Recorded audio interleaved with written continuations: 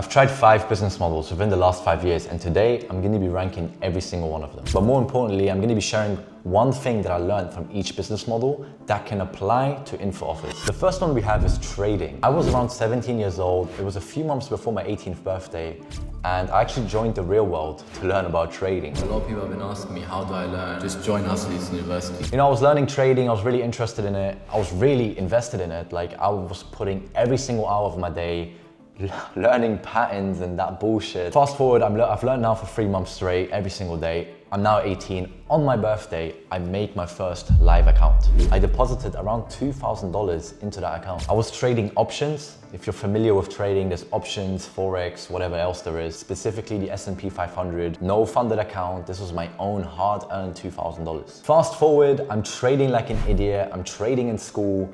I'm trading before I get on the train where there's no service. You know, I get off the train, I lose $200, $300. I'm like, fuck, like, how am I gonna make this money? I was basically losing my mind. Could not handle it because there was so much stress on me. At the time, that was quite a bit of money for me, you know, and I didn't want to lose money. The key thing that made me stop trading is there was a day where there were like news. You know, during news, the market gets super volatile. And as I was trading news, I was like, I'm just gonna go all in on buy. I spent like a decent amount of money on a few options contracts, and I was like, yeah, I'm gonna make money. Like, today I'm gonna make hella money. Couple minutes later, it goes the complete opposite way to what I was expecting. I didn't even know what to expect because I didn't even understand the markets like that. I lost $600 in a span of like 2 to 3 minutes. I just sat there in front of my computer at the time and just stared at the screen, minus $600.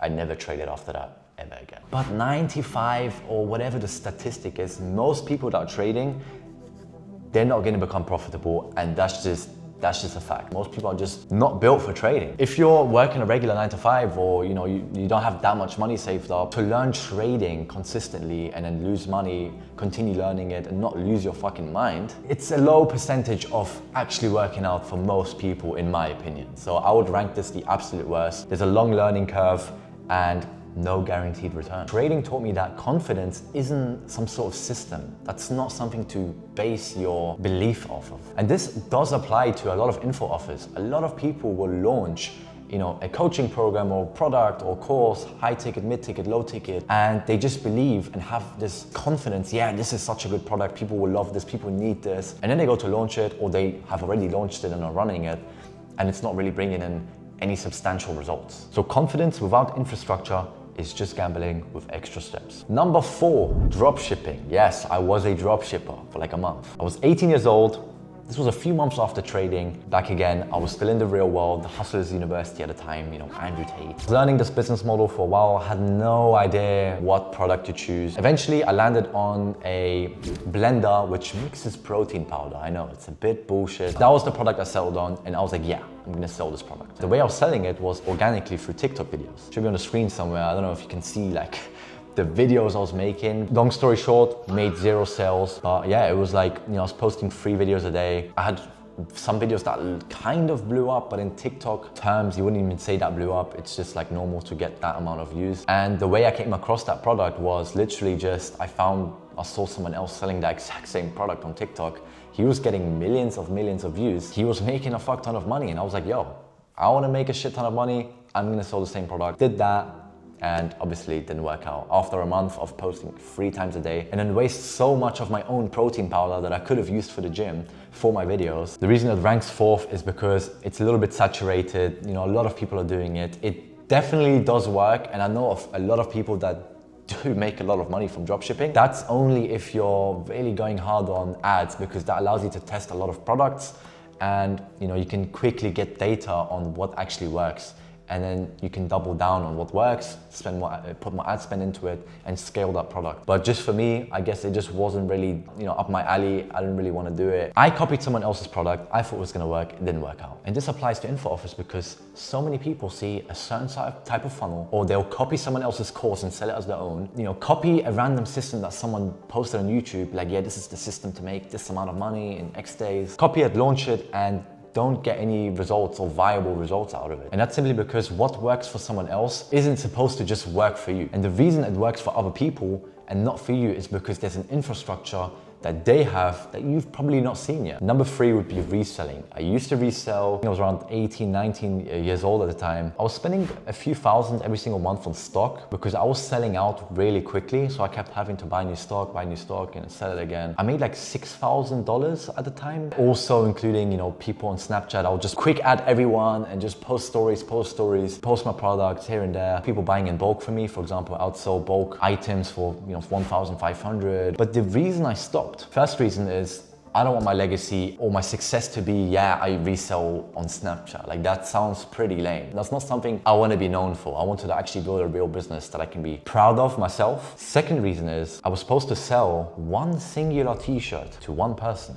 And the person told me on Snapchat, my boys will come meet you, they'll give you the cash, whatever. I go there, long story short, they get in my car, I had 3 machetes pulled on me, they stole my shirt, I got robbed. Thought I was gonna die, to be honest. Like the machetes were like this long. It was not even a machete, it was like a fucking samurai sword. But I stopped doing it after that. I was like, fuck no, never doing this again. Let me move on to something else. Reselling taught me about easy money versus sustainable money. I was making good money really fast, but I almost died over a single t-shirt. 3 guys pulled machetes on me in my own car. And this applies to info office because business models where you can make money fast is dangerous because it feels like you're making progress. And a lot of info offers or coaches do the same thing where they chase some sort of trend to make money really quick. Eventually, in a couple months, the business model dies out, the offer is not working anymore, it's not selling, people are not interested, just because they decided to either sell themselves out, make some money, and just build something that doesn't compound. Number 2, the OG business model of how I was making money, which was freelancing. So if you don't already know, I used to freelance on a website called Fiverr. I started, in 2019, I was around 16 years old. This was like after secondary school. It was a bit of a slower growth curve. The first few years of this business models weren't so great. I was maybe making 10 to 20K a year.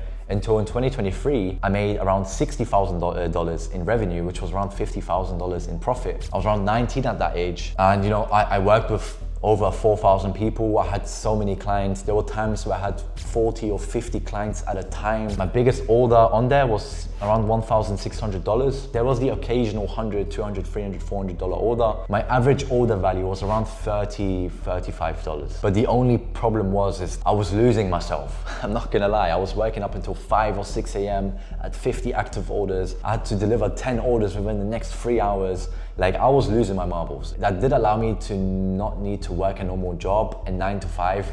But then again, it's a little bit ironic because this was more of a 8 a.m. to 5 a.m. kind of business I was fulfilling, and it wasn't really sustainable. And the reason this applies to info office is because a lot of info office or coaches start to hit the ceiling, just like how I did with my freelancing business. A coach would say, I don't have to work a 9 to 5, but really and truly, you're working a 9 a.m. to 2 a.m. job at that point with your coaching offer because you're hitting a ceiling with fulfilling, acquisition, sales. You just can't scale past that unless you have the right infrastructure and systems in place where you've delegated a certain task. You have a sales team in place.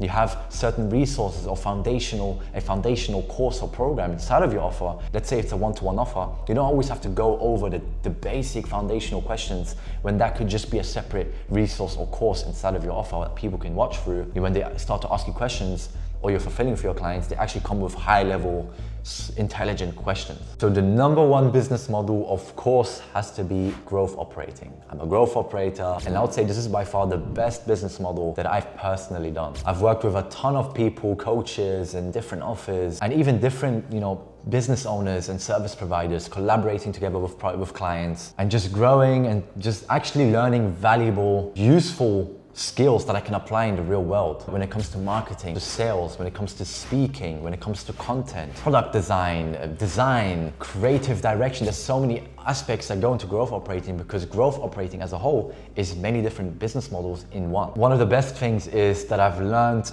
other business models from working with other clients that do different business models. For example, I have an Airbnb client, and I could honestly, confidently tell you that I could myself go, if I wanted to, go run an Airbnb because I've learned the entire business model. I've built all the resources. We built out the program. And also, the main thing is this is a creative job. You have to be good at content, you have to be good at product design, you have to be good at marketing, which has always been in line with what I have already done when it comes to freelancing, you know, graphic design, video editing. Trading taught me about systems, dropshipping taught me about front end and marketing and being creative. Reselling taught me about sustainability and safety. Freelancing taught me about leverage, sales, you know, client communication, delivery and fulfillment. And by the time it came to me being a growth operator, I already had all of those skills stacked up. And that was a driving reason as to why we was able to scale one of our clients to $300,000 a month. That's one of the reasons I started InfoScale, to help coaches, consultants, and people that want to build out info offers not have to go through that process alone, so they can do it the right way and actually get results and eventually scale. If you're a coach, consultant, or creator building an info offer and you want infrastructure that scales, that's exactly what I do at InfoScaled. The link is in the description. Feel free to reach out, no pressure at all. Let's just have a conversation, and I'll see you in the next one.